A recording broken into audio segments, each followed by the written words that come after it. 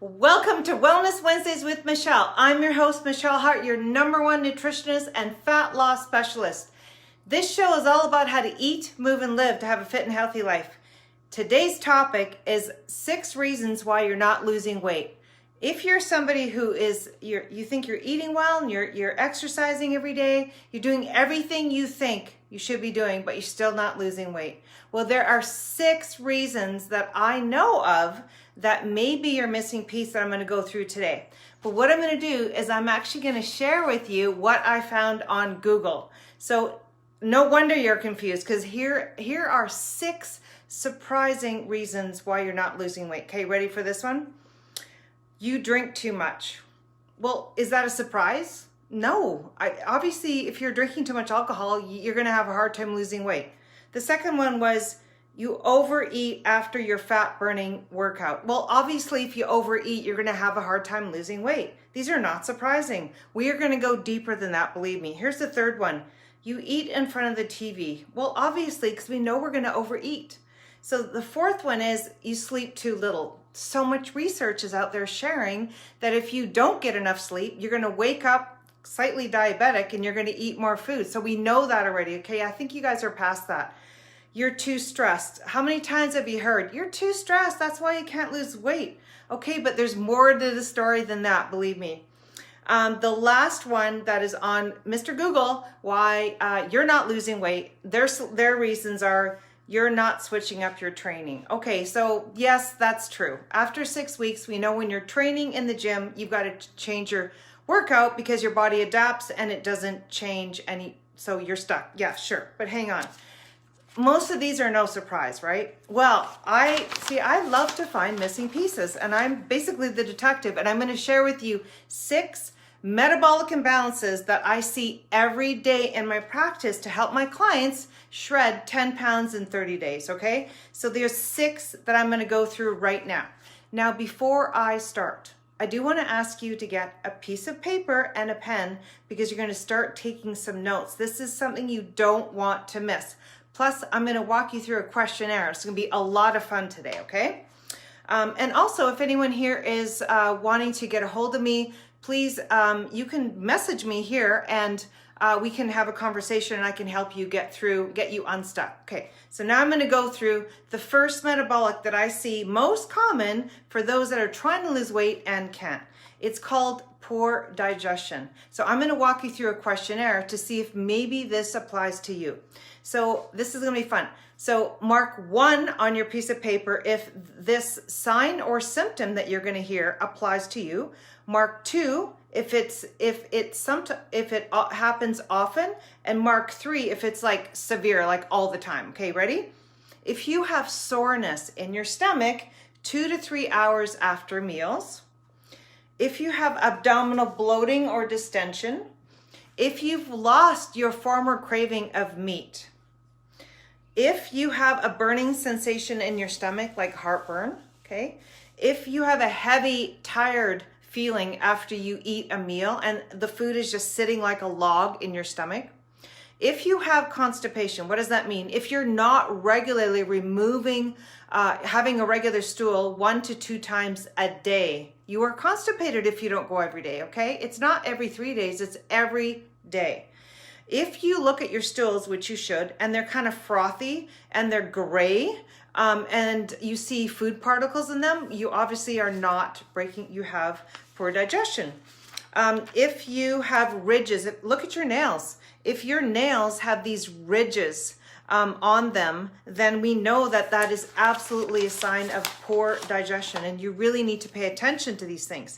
Now, I want you to add up your numbers, and if you have 4 or higher, then you likely have poor digestion. Let's talk a little bit about what poor digestion is. Really what it is you have low stomach acid. I see this, I'd say 99% of the cases that come to me over 20 years, they have low stomach acid. What stomach acid?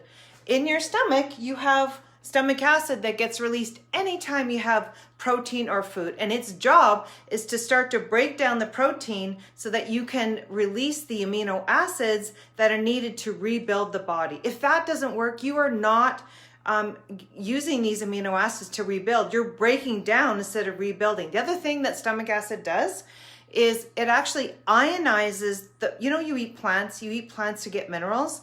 It ionizes the minerals so that you can actually absorb them and use them for daily function. If you don't have enough stomach acid, you're not actually mineralizing the body from those beautiful plants. The third thing that stomach acid does is it sterilizes the gut below from the pathogenic bad bugs. Yes, it does. So so that way you have your immune system's optimal. Okay, so the stomach acid is super important. If you scored 4 or higher, you really need to start looking at getting that digestion better.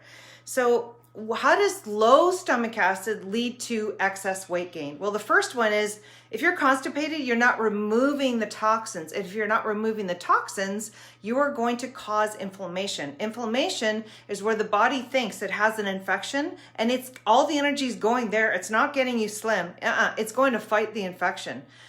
So we want to make sure that you have a good bowel movement so that. And remember, what does that mean? You need to have proper digestion. The other thing that how it leads to excess weight is your gut bacteria is off, all right? And that's like a real red flag, especially when it comes to your immune system. And when you have improper gut bacteria, what happens is you are growing bugs that actually extract more calories from the foods you eat. So even though you may be eating low calorie, but you're not losing weight, it's because the foods that the bugs that are in your body are extracting more calories. So say you were eating a 1,500 calorie diet, you're actually eating an 1,800 calorie diet because of the bugs in your body. Can you believe that? Yeah, that's not on Google, is it? That's why it's so good for you to, every week, I'm going to share some things that you don't get to see on Google that could maybe put the light bulb on and go, oh my gosh, that's what it is. Thanks, Michelle. Anyways, this is so fun. So excess estrogen, yes, because what happens is if our digestion's poor, our liver's plugged, and we're not conjugating the estrogen, if you have too much estrogen, you will absolutely gain weight, okay? It's not balanced. And then the last one was low-grade inflammation. We talked about inflammation. So I'm going to give you one action step right now that I see all the time that when clients come to me with poor digestion, it helps to fix it. You know what it is? It's food combinations. They're not eating the right foods properly within the meal. And so the one that I see very often is animal protein, like say chicken or fish or turkey or beef, mixed in with some kind of fruit. Or having a dessert or like fruit right after a meal, like blueberries, for example, thinking that that's healthy as a dessert, or strawberries, or never mix raw fruit with animal protein. Okay, like think about salads. You're having salads with cut up strawberries and you're putting chicken in there, and then you have this belly bloat after. Yeah, you have gas and belching, and you see particles in your stool. Well, you're combining, it's not proper. So what you want to do instead, animal protein can mix really well with cooked vegetables and some fat. If you want to have fruit, you want to mix it with protein powder and have a smoothie instead, or you can mix fruit with nut butter. Say you can have an apple with some almond butter on top. No problem at all. That mixes really, really well. Okay, so try that. Now I'm going to go to the second metabolic imbalance that I see all the time that is stopping my clients when they first come to me from losing weight. Okay, so that is food allergies. Oh my gosh, they're so common now. And they're foods that my clients are eating that are not agreeable to their bodies. And so these are the signs and symptoms that are associated with food allergies. So again, get your paper and pen and start to make notes, okay? Remember, 1 means mild or sometimes, 2 means often or moderate, and 3 means like all the time, very severe. Okay, so then you're going to tally them up. Ready? So you wake up in the morning and you don't feel rested. You have an almost painful fatigue that's not helped by rest. So you're resting, but you're not feeling regenerated at all. You have this painful fatigue. You have, I see this all the time, puffy dark circles under the eyes. That is definitely a sign of food allergies. A spastic colon, so irritable bowel, absolutely. High blood pressure, yeah, absolutely. So if your blood pressure is out of whack, you got to look at the foods you're eating that aren't tolerable to your body. If you have children that are bedwetting, that is absolutely a sign of food allergies. If you have the lymph glands and they're enlarged, okay, and they're swollen, that is a sign of a food allergy. Insomnia and sleep disturbances, absolutely. You're eating foods that are not compatible to your body. If you're heavy sweating, so hot flashes, absolutely would be one. Fluid retention, this is very common. So clients come to me and they look all puffy. Well, they're not eating the foods that are compatible to their bodies, okay? So definitely fluid retention, like edema. Muscle spasms or aching muscles, yep. Painful, swollen joints, 100%. Depression, absolutely, because that's linked to your gut and you're not eating foods that are compatible. Sinus attacks, 100%. If you catch the colds, easy. People are around you, whoever's around you, family, whatever. I know we're in a situation where we're distancing, but still, if you're more prone to getting viruses and falling prey of colds, you know that you're likely eating foods that you're allergic to. A history of pneumonia would be one. Hyperactivity, like you're super, super hyper, that would be another. It's actually linked to parasites as well. Constipation, again, you're eating foods that it's not compatible. Marked fluctuations in weight. So like you're doing really good with your weight, you're starting to lose weight, but then you gain like another 5 pounds. Well, you've eaten something that caused an allergic response that caused the inflammation that then you've gained the weight. So we've got to look at that. Okay, here's the other one. Anything that comes up on your skin. Eczema, psoriasis, dermatitis, anything on your scalp. If it's showing on your skin, you're eating foods that are not compatible. Irritability, if you just all of a sudden feel like I'm pissed off, I'm irritable. That could be a food you ate that is actually driving that mood disorder. Why? Because the gut crosses the blood-brain barrier and you don't feel yourself. Hay fever, sneezing attacks. So all of a sudden you have these sneezing attacks. Well, you've eaten something that's causing the spasm. Hay fever, and okay, dry nose, dry nose. That is also linked to, and picking the nose because it's dry. Yeah, I've seen that a lot. Runny nose, obviously like a faucet. That is food allergies for sure. Bloating, again, your body is inflamed and is trying to handle the toxins because you're not eating foods that are compatible. Asthma, absolutely. And then the last one is migraine headaches. So migraine headaches would be one as well. So if you scored, remember to tally them up, if you scored 12 or higher, then you are likely suffering from food allergies. Okay, so what are food allergies? It's a food that the body can't break down. Really it is. There's a difference between food allergies and food sensitivities. So food allergies is a true allergy where you're genetically, you can't break it down. Genetically, you can't. Like, for example, I see this with darker skin. They can't break down milk. No way, 100%, no. And sensitivities are you don't have enough, you can handle a little bit of the food, but when you pass the threshold, you don't have the enzymes to break down the rest of it, and then you feel it as a food allergy, but really it's just a sensitivity, okay? So there are differences, but it doesn't matter, it's affecting you, and we need to clear this up. How does it lead to weight gain? Well, you're inflaming. Anytime you're going to inflame, remember, you have stopped fat loss. The body has other priorities. What it is, keep you alive. It's trying to fight the infection that it thinks it has. And why do you have inflammation? Because your body's toxic. Why do you have toxicity? Because you're eating the wrong foods. And then what happens also is you have these blood sugar spikes. Yeah, so food addiction and food allergies are actually two sides to the same coin, because you want to get that blood sugar spike because it feels so good. It's like a dopamine hit, but at the same time, it's actually, you are allergic to it. So think about the foods you can't live without. That may be a sign of allergy, yeah. So I'm going to walk you through 5 most common food allergies that I see every day that I would have a look at if you're eating, okay? The first one is for sure processed milk. Nobody can break down processed milk. We call it pus milk. It's full of leukocytes, which are dead white blood cells.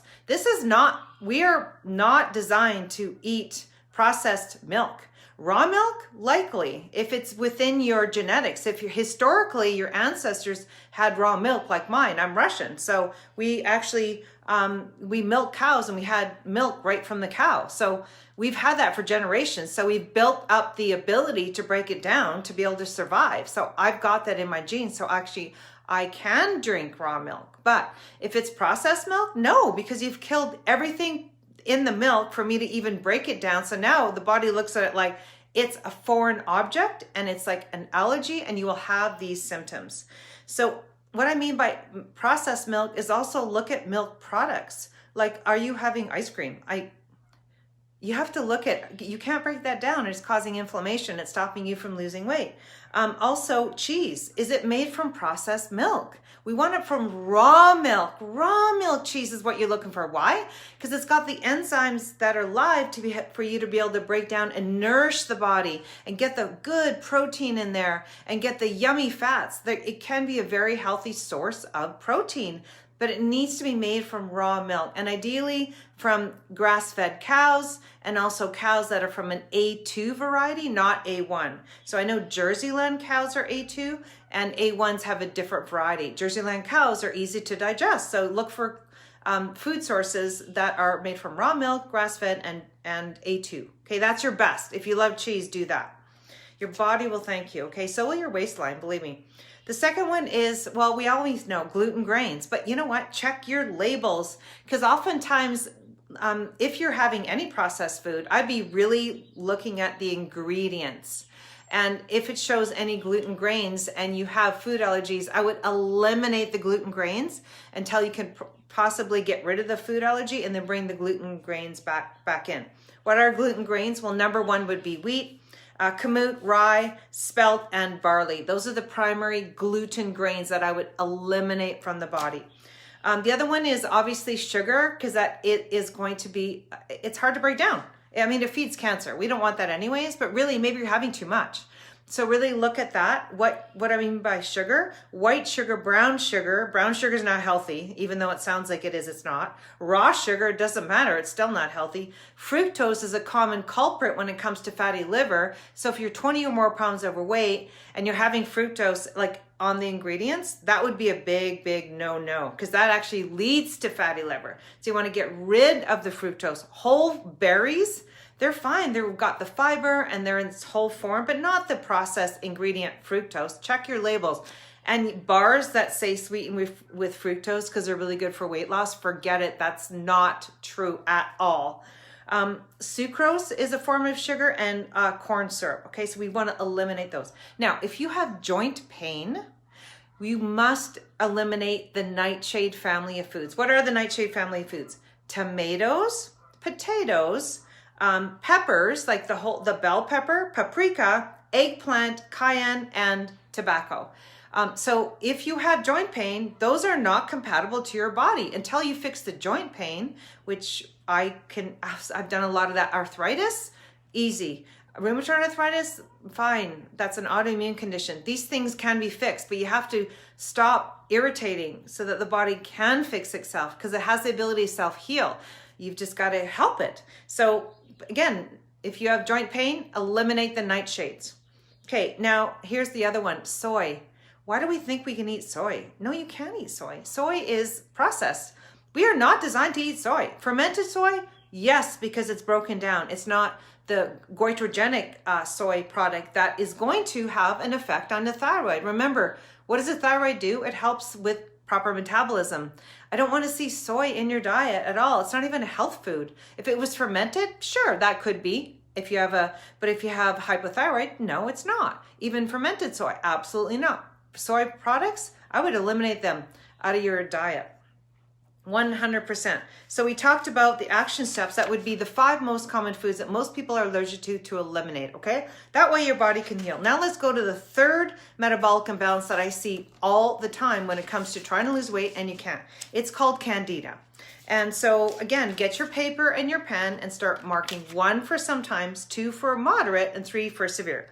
Okay, so the first one is, okay, if you've had repeated antibiotics, you are likely riddled with these Candida organisms, okay? I'll talk about what they are in a minute, but really, if you've had repeated antibiotics, you've really got to pay attention to getting your gut fixed, okay? And these Candida are growing fast. Cravings for sugar, cravings for bread, cravings for alcohol, Candida. Indigestion or discomfort after eating fruit, that's likely overgrowth of Candida. Severe reaction to perfume or tobacco. Someone walks by and they have perfume on and you react right away. That is actually a sign of too much Candida in your body. Intolerance to alcohol. That sucks. Can't have a glass of wine without the flush and feeling like crap. That's the Candida talking. So when you get rid of the Candida, you can go back to enjoying that beautiful, delicious glass of organic biodynamic wine. Hypersensitivity to food. So you can't eat anything because you overreact. That's obviously a sign of Candida. If you have diarrhea or constipation, again, the gut's messed up. You got to fix the gut, and they got these things growing that is stopping you from losing weight. A coated tongue. If you look in the mirror at your tongue, if it's white, that's a sign of Candida. Okay, that's a sure sign. If you have a scratchy throat, that's also a thrush, you know, that's the sign of Candida. If you feel bad all over without apparent cause, you're likely riddled with Candida. Mental fog, that is a sure sign of too much Candida in the body. We have to fix that. Psoriasis, hives and skin rash, that's Candida. Depression, yes, because the gut. Anxiety, depression isn't because there's things going on in the gut that aren't healthy and the Candida are growing. So just remember that. If you feel drained and tired, yeah, Candida are robbing you of your energy. Athlete's foot. So externally, if you look at your feet and you have something growing on there, outward signs of fungus, well, we know it's growing inside. Now it's coming outside. Allergies or sensitivities to airborne molds, for sure. Yeah, and then allergies or sensitivities to fermented food. So you can't have sauerkraut or kimchi or blue cheese because you respond quickly with an allergy. That's the Candida, okay? Females, PMS or vaginal discharge or burning or cramps. That's a sign of Candida. Uterine fibroids, absolutely. If you have those or had them, that's a sign of Candida. Now for males, prostate problems, impotence, itchy groin or penis, absolutely. That's actually a sign of parasites, a very strong sign. So again, add all the numbers. If you're 8 or more, you are likely suffering from Candida. So let's talk about what is Candida. Candida is a yeast-like fungus that grows within our body, and if it overtakes the good bacteria, then you have an overgrowth of this yeast and it's driving all these symptoms. And if you continue with it, it actually starts in the gut. It'll actually start to burrow holes through the gut lining. Remember, the gut's a tube. It will start to grow and attach to other organs in the body, and then they become fungus-like, like the thyroid or the pancreas or the liver. You can have fungus of the liver. Yeah, you can, because they've grown now. So it's okay. The first step is awareness. Be aware that this could be happening. Don't be afraid. No, take action, and you can knock that back in a way that can rebuild your body, because why? You're a self-healing machine, okay? That is what you can do. You're human and you're a lot more powerful than you believe. But just so you know, that's what Candida does. And how does it lead to weight gain? Well, it's going to drive the sugar cravings. It's going to drive the alcohol use. It's going to drive all this bread, okay? And it's going to lead to an overconsumption of that. If you do, you're going to derail your weight loss efforts. Why? Because your hormones aren't balanced, because you're raising hormones that store fat very quickly. And if you keep doing that, it gets worse. You're also very toxic, and it's crossing the blood-brain barrier. So you're not yourself. It's not you. It's actually the Candida driving that, okay? But again, it can be fixed. So that's how Candida leads to an excessive amount of weight gain. It's all about the hormones and about the inflammation, okay? So here is one step that you can start with right away that you likely would not have heard about on Google or whatnot, that really I see all the time. I learned this from my mentor, Dr. Adams. Nuts and seeds. They drive viruses. They drive Candida. So if you're having a diet that's high in nuts and seeds, you're feeding the Candida. Yeah, we know sugar is going to feed the Candida. Everyone knows that. You guys are smarter than that. What about nuts and seeds? How come no one's talking about that? So what it does is it feeds viruses. It's also really high in arginine, and arginine is actually what feeds the virus. So it's high in arginine. Arginine feeds viruses. So especially if you have cold sores, too much arginine. And why you need lysine, because it counterbalances it. But at the same time, get rid of the nuts and seeds, fix the Candida, and then you can actually start to lose weight again like you have been trying all along. Okay, so we're going to talk about number 4, and the fourth one is underactive adrenals, so the stress response. So yes, we're going to dive a little bit deeper into that. Remember, 1 for mild, 2 for moderate, and 3 for severe. So get your pen and paper and start to write down your scores. So if your eyes are sensitive to bright lights, that's a sign of low Candida. Low Candida. That's so funny. Low adrenals, my apologies. Low adrenals, okay? If you have a lump in your throat, that's low adrenals. If there's stressful events and you just can't cope, your adrenals are stressed. So goose flesh. So if you get that really easily, that's actually a sign of low adrenals.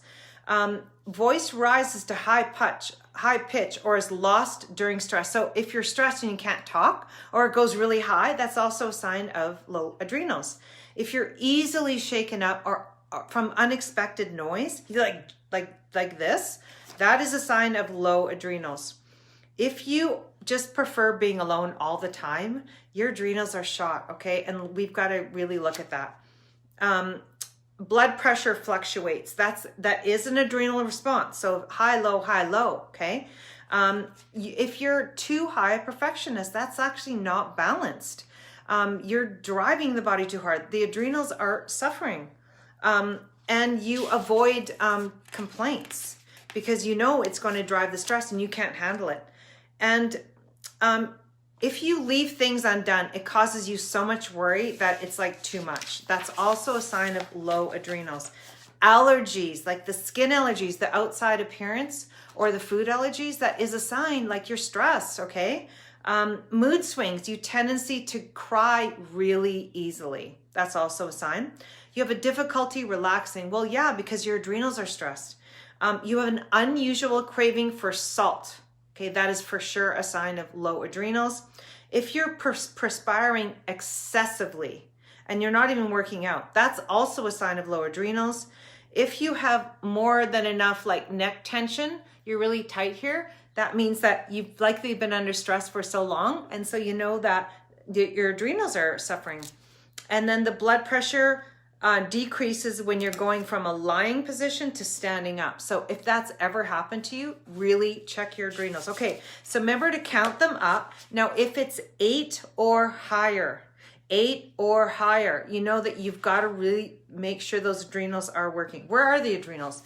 At the back, above the kidneys, you've got 2 of them, 2 adrenals. They sit on top of the kidneys in the back. How does it lead to weight gain? Well, how it leads to weight gain is it's likely going to, your stress, you're going to grab foods that you shouldn't be grabbing, like emotional eating. That would be one sure sign that your adrenals are likely under functioning. So fix the adrenals so you don't feel stressed, so you don't grab the emotional eating or the sugary foods. That's the other one, okay? And the one action step that you can take right away that no one's talking about, that was one of the first things I recommend, is if you are doing CrossFit or HIIT and your adrenals are low, you will never rebuild the adrenals. You keep hammering the adrenals. I'm glad you're exercising, that's great, but what we're going to do is we're going to switch it up. What are we going to do? We are going to get into resistance training. Yes, we are. Slow, especially eccentric on the way down. So what you're doing is you're building muscle. Muscle is your metabolic engine. The more muscle you have, the quicker, easy it is to lose weight and keep it off for life, because the body requires more calories to hang on to the muscle, okay? So you want to do some resistance training, nice and slow, not fast. No, and then that way you won't be hammering the adrenals and you're going to build up your metabolic engine, which is the muscle, okay? And the other thing you can think about is this is when you want to get into yoga. So you want to get back into paying attention to how you feel. And that's exactly what yoga does. So you are moving in yoga, you're opening up the spaces, you're becoming more mindful, and you're actually rebuilding the adrenals, that and then a walk. So that's what I highly recommend you do. Remember, if you're doing CrossFit or HIIT, forget it. Like, how do you feel after you've done that class? Likely tired and you want to lay on the couch. You think you're doing something right? No. Switch it up, okay? Now we're going to talk about number 5. Number 5 is underactive thyroid. This will be really fun. So how do you know that you have underactive thyroid? Well, maybe you've been tested and they've told you, but maybe you've been tested and they said, no, you're fine. But let's check this out. Remember, 1 is sometimes, 2 is moderate, and 3 is severe. Okay, so remember to get your pen and paper and take your notes.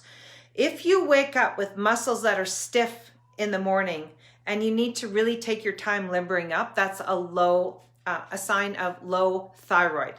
If you're not rested after long hours of sleep, that's also a sign of low thyroid. If you feel you're sitting for a while and you feel creaky when you get up for too long, that's a sign of low thyroid. Or if your heart does the flip, it flips over, that's a sign of low thyroid. If you're nauseated in the morning, that's a sign of low thyroid. If you need to start really slow in the morning and finally gain speed, absolutely a sign of low thyroid. Motion sickness when traveling, that's one. Dizzy in the morning or when moving up and down, that dizziness is a sign of low thyroid. Cold hands and feet. Sensitivity to cold. The hair is really dry and kind of, it's dull. That's a sign of low thyroid. Hair loss from the 3rd outer eyebrow. So if you start to lose the eyebrow, hair loss here, then you know that it's a thyroid issue. Dry skin is also. Sleepiness, like any insomnia, restlessness, sleeplessness, forgetfulness. Okay, that's the brain is slow. You can't remember. Poor response to exercising. So if you're someone who works out and you're not seeing results, your thyroid's likely under functioning.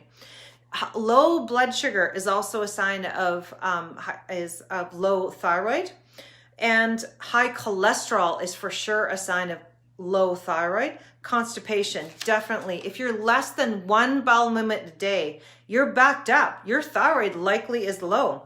Emotionally, if you just like go to pieces, you're likely low thyroid. If you dislike being looked at or under pressure, that's also a sign of low thyroid. Sex drive down the tube, for sure a sign of low, that sucks, low thyroid. The libido's low. We want to get that up. Yellow tint to the skin, that and the hands and feet, that is a sign of low thyroid. Cracks on the bottom of your feet or cracks in your hands, that's a sign of low thyroid. Clogged sinuses, low heart rate, low body temperature, you're cold all the time, reoccurring infections, depression, headaches. There's a lot here because I'll explain why there's a lot, okay, in a minute, but start scoring yourself. Puffiness in face or eyes, swelling of the hands or feet, food allergies, like multiple food allergies. And if you're coughing and you've got this hoarseness to you, muscle cramps that are worse at night. Females, lumpy breasts or cystic breasts. Females that are have menstrual irregularity or like excess flow or PMS. Okay, so now add them up. If it's 14 or higher, you are likely suffering from some level of hypothyroid. What is hypothyroid? That means that your thyroid is under functioning. What is the thyroid? It's responsible for your metabolism, and it's in your throat. And if it's low, that means everything in the body slows down. So that's why there's so many symptoms associated with it, because the body is, instead of production mode, it's got think of a thermometer, and it's either in production mode or conservation mode. So if it's high and you're like warm, that's production mode. If it's low, you're conservation. That means everything's being conserved because it's trying to survive. That's not a way to live. So really, you can fix this. And how it leads to weight gain is your metabolism goes down. So you eat, you gain weight. You exercise, you don't even see results. That's a low thyroid, okay? You can fix this, okay? It's not fixable. It is. I'm going to give you one action step right now that most people don't talk about that need to. First of all, here's the number one thing. You're stressed. And whatever you do, you've got to really find ways to just find some peace and freedom and whatever that is for you. But there are lots of tools out there to de-stress. If you're always stressed, you'll never get that thyroid working. It's never going to go to production mode. So we've got to get back into wholeness and getting back to our freedom and away from fear and whatever that means. I know one of the ways to do that is to digital detox. So get away from the news and all the TV and all the media and actually take a break and go for a walk outside. That's the number one thing that I recommend you do without any electronics, and just go within. And you know what? The answers are there if you just tap in. That's the number one, okay? And avoid soy. Don't have any soy. Even if it's fermented, forget it. It's going to set you back. I'm going to talk about the last one right now, and then I'm going to actually have a few offerings for you at the end if anyone here is interested in a little bit more detail on any of these conditions so that they can finally lose the weight, and in a way that's like really quickly, in a way that lasts. Okay, so the last one is hypoglycemia, low blood sugar. This happens so often. Remember, 1 for mild, 2 for moderate, and 3 for severe. Okay, if you miss a meal and you're like so irritable, like you're horrible to be around, that is the low blood sugar issue. Okay, miss a meal. If you can't go more than 3 or 4 hours without eating, for sure we've got some low blood sugar. If you and you get a headache after missing a meal, okay, so that is a sign of low blood sugar. If you're easily upset or frustrated, again, you're really irritable, the blood sugar's off. If you're always worrying all the time, your blood sugar's likely off. You're not feeling satisfied. Fits of anger or agitation, they just roll up. That's a sign of low blood sugar. Shakiness or tremors, for sure, you likely know that one, but it is a sign of low blood sugar. Strong, sudden cravings of sugar. I have to have that sugar. I have to have that sweet. I have to have that coffee. I have to have that alcohol. That's one. Episodes of uncontrollable eating or binging. That's a low blood sugar issue. Asthmatic attacks, that's low blood sugar. Anxiety attacks, for sure, low blood sugar. Crying spells. So hungry after eating, your blood sugar is off. We've got to fix that. A sudden drop in energy mid-morning, or even the 3 o'clock witching hour. That's a sign of low blood sugar imbalances, okay? If you feel sleepy after meals, your blood sugar is off. If you have cold hands and feet, circulation's off, so your blood sugar's off. If you wake up in the middle of the night feeling hungry, and the golden hour is between 1 and 3. Yeah, between 1 and 3, that's when the blood sugar tends to go too low. But if you're already low, you're done. It's going to wake you up and go, I need to eat. And shakiness, nervousness, depression, headaches, and then as soon as you have a sweet, you're good. That's a low blood sugar issue. So children that have attention deficit disorder or hyperactivity, again, that's a blood sugar issue. So remember to score yourself. So count them up. If it's 7 or higher, that's telling us that there's something going on, okay? That we need to look at. So what is low blood sugar? It's when the blood sugar likes to stay at a certain level. If it goes too low, if it drops too low, the body is under alarm because that is a danger to the body. And so you're going to feel it with all those symptoms, okay? And so how does that hijack your weight gain? How does it hijack your weight? Well, here's what happens. If it goes too low, then it raises too high and insulin gets released. Anytime insulin gets released, independent of food, you will not be able to lose weight. So if your blood sugar's off, insulin's going to be dysregulated. Insulin stores fat. That you will have a really hard time losing weight if your blood sugar's off, okay? So my number one 100% strategy to fix hypoglycemia so that you can start to lose weight, eat protein every single meal. Yeah, protein's going to stabilize your blood sugar. Protein is going to keep you satiated for longer. Protein is going to keep you away from that fridge all day. That's what you want to do. You want to train your body to take time away from food so we can start to do other things. What is it? Burning fat. So, and protein is the gold star. Why do I say not having fat every time? Here's the thing. Does fat have minerals?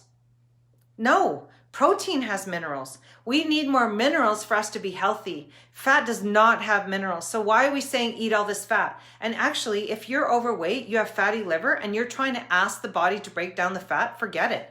It's way easier to break down the protein to stabilize blood sugar and lose the weight than it is to eat fat. Protein is a complete meal. So I need to get out there and share that we need to eat more protein and less fat. Some fat, but not a lot of fat. So the protein is where I want you to do. And then you want to eat enough for your body. So it's 1 gram per pound of lean body mass. That's how much protein you need within a day. Okay, so I have gone through 6 metabolic imbalances that nobody's talking about enough that is actually robbing you of being as slim and as strong and feeling great than ever. And I'm just going to review them again. Okay, so the first one was poor digestion. How did you score?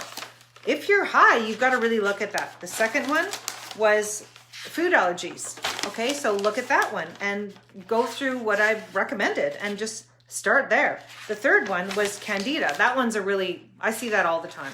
Candida, you want to get rid of the Candida before it starts to, remember, grow holes and start making like fungus of other organs. Then it gets worse and it's really hard to treat when it's left too long. You still can, but it just takes longer. The fourth one is the stress, the adrenals. We got to get those working. Remember the CrossFit, forget it. Get into yoga or walking. And then the thyroid, we talked a little bit more about thyroid. And then the last one was the low blood sugar. Yeah, hypoglycemia. Okay, so now that I've gone through all of that, I am going to share with you, I have a 9-step plan that really helps anyone looking to lose 20 or more pounds within 12 weeks. I have a program that I have available for anyone. It's a 9-step program. I've actually gone through step 1 of my program, but here's the thing. If you want to fix your body, you need to do a test. Where are your baselines? Where is your body weak? Don't look at your neighbors and what they're all doing. No, you're unique. So what is your uniqueness? Get someone to do an assessment to find out exactly where you're weak. Otherwise, you'll always struggle. So find someone qualified who can do that. So for me, this is exactly what I start my clients with, is the assessment. So that's 1 step out of 9. So here's the thing. I have 9 steps. It's a clear path. It actually walks you through exactly how you're going to strip away the extra fat by building the muscle, and you can keep it off for life. Okay. So that's what I have available for you. The other thing is, if you just have a question and you need to get unstuck, just reach out to me. We can have a call. I can help you get unstuck, and then I can give you 3 action steps that you can start with right away. That's fine too. So I'm really glad you guys listened in, and I'm very open to anyone, communicating with me. For sure, if you're interested in losing 20 pounds in 12 weeks, that is absolutely my specialty. And I've got a plan that works every single time. And if it's a fit for you, we can find out. Just get a hold of me, and I want you to have the best day.